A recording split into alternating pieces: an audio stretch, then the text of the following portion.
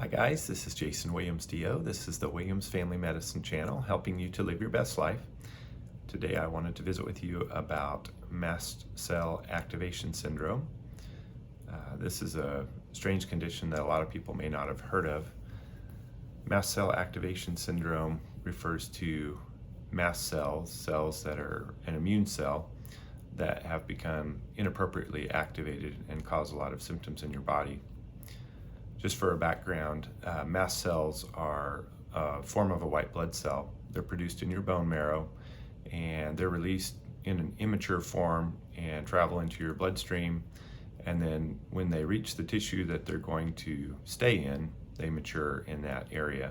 Mast cells get activated by toxins or stress or some type of trigger. When mast cells are triggered, they release chemicals that are inflammatory mediators.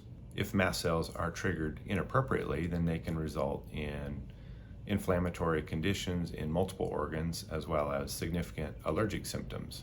Mast cells can be located anywhere in your body. The standard areas that you think of with allergies, such as eyes, ears, nose, mouth, but also in the heart, lungs, GI tract, nervous system, etc. There are many different forms of chemicals that are released when mast cells are triggered. The one that comes to mind for people that know about mast cells or know a little bit about mast cells, they think of histamines, but they also release other substances such as leukotrienes, prostaglandins, chemokines, and other cytokines. When you compare mast cells to other white blood cells, they are activated very rapidly. Lymphocytes may take hours to activate. Neutrophils may take minutes to activate, but mast cells take seconds to activate. If you happen to be an individual that has Ehlers-Danlos syndrome or POTS syndrome, postural orthostatic tachycardic syndrome, then you may also have a mast cell disorder. Symptoms that people with mast cell activation syndrome have that are often described include increased allergies, especially quite sensitive to bites and stings with a very dramatic reaction, confusion, swelling of the face, lips, tongue, sometimes nausea, sometimes dizziness, sometimes vomiting, sometimes diarrhea, significant skin reactions, hives, and then just overall feeling of unwell. People that have mast cell activation syndrome have a higher risk of osteoporosis. One of the hallmarks of mast cell activation syndrome is the symptoms are very intermittent. Certain things have been shown to be common triggers of mast cells, such as alcohol, temperature change, and increased stress. If you're wondering if you have this condition, it would be nice to know how you can diagnose this. This is mostly a clinical diagnosis, to be honest. They do have a blood test called a tryptase level. This level can be drawn if you have an event that seems like mast cell activation, and then can be drawn at baseline, and then you can compare the levels to see if it markedly increased during your event. Some experts estimate that up to 20% of the population has a mast cell activation syndrome. In medicine, a lot of these things are like this. There can be quite a spectrum of disease severity. So you may have very mild or very rare symptoms and could be considered to have mast cell activation syndrome versus someone that has symptoms much more frequently and is hospitalized for this over and over. The difference between mast cell activation syndrome and mastocytosis is an important distinction. Mastocytosis is a genetic mutation that involves always abnormal mast cells and can be very serious. Mast cell activation syndrome actually describes people that have normal mast cells most of the time, but then they become activated and are abnormal during certain times. There may be a few clues that you are having mast cell activation syndrome. Some of these could be multiple allergies to medications, allergies such as GI and skin type reactions, an elevated bone fractionated alkaline phosphatase blood level, and then also history of fractures without obvious trauma. Due to the strange nature of mast cell activation syndrome and the awkward symptoms, some of these patients get diagnosed with psychiatric illness as well. I have an interest in mast cell activation syndrome for mainly two reasons. One is these symptoms can be very debilitating and puzzling, both for the doctor and the patient, and the quality of life can be significantly affected. So it'd be great to know if you have this and what you can do to treat it. My other interest in this is related to the cardiovascular system. There has been a reported link between mast cells and atherosclerosis.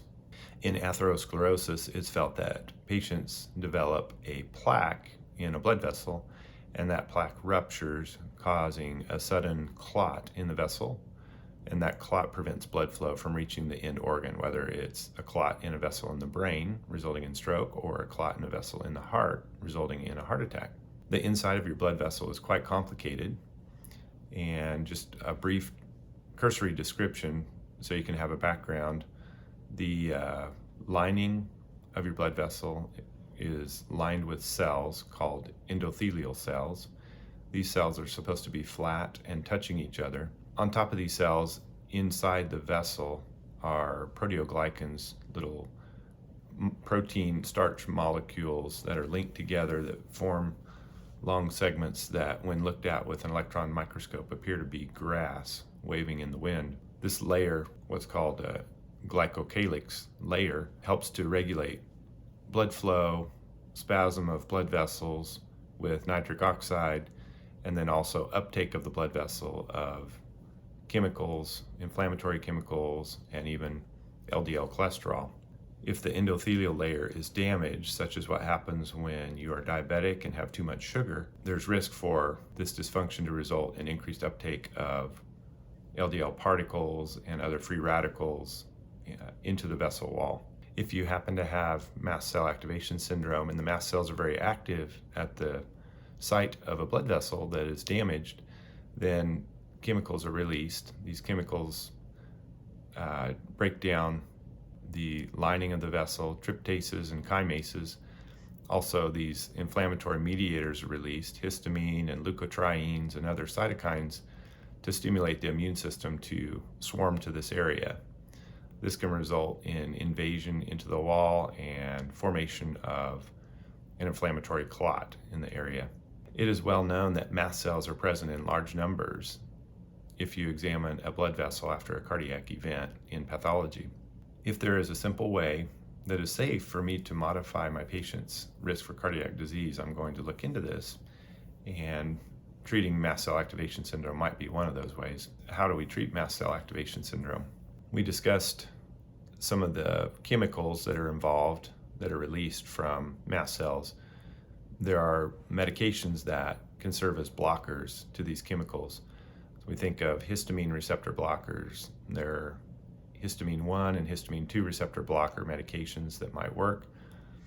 There are actually medications that are called mast cell inhibitors, and there are medications that inhibit release of histamine from mast cells. We already have medications that are called leukotriene inhibitors that have been used for asthma and allergies, but can be reasonably used in this case as well. Anti-inflammatories have been tried to block the inflammatory cascade. SSRIs have been tried because they decrease the stress level. People that have increased stress, they have release of chemicals, one called neuropeptide Y in the hypothalamus, that can trigger mast cell activation. CBD has been tried. Similar mechanism. Low-dose naltrexone has been tried with some success. Low-dose naltrexone affects the function of T regulatory cells, which modifies the inflammatory and immune response. IV immunoglobulin has also been seen to be helpful for mast cell activation syndrome. Immunoglobulins are basically antibodies that are given to patients through an IV infusion. The thought is, if you can block the receptor sites on these inflammatory cells, then these inflammatory cells do not get activated, and then as a result do not release these chemical substances that induce this significant reaction. There are some natural substances that some patients have tried using with anecdotal reports of success. These include quercetin, resveratrol, and diamine oxidase. A histamine elimination diet is tried by some, which includes avoiding chocolate, fermented foods, alcohol, milk, mushrooms, etc. General techniques at calming the immune system might be useful. I have other videos that talk about the immune system function, and one of my videos about getting sick kind of discusses some of these things. As in most things in medicine, there's a spectrum of disease with certain diagnoses. Some people have very mild symptoms. Some people have very extreme, frequent, and severe symptoms. Mast cell activation syndrome can be confusing for patients and for doctors alike. There obviously are seen to be more mast cells at the site of a blood vessel when you've had a cardiac event. If we can modify mast cell activation syndrome and decrease its activity, it's possible that we can reduce some of these risks. If it doesn't reduce heart disease, then at least we tried. If we can reduce some of these symptoms and the frequency of these symptoms that patients experience that are significant in reducing their quality of life, that would be helpful. If you are my patient, I hope you can find this information useful. If you are not my patient, you need to see your own doctor to discuss your diagnosis and treatment. This is Jason Williams, DO. This is the Williams Family Medicine Channel, and I'm helping you to live your best life. Signing off.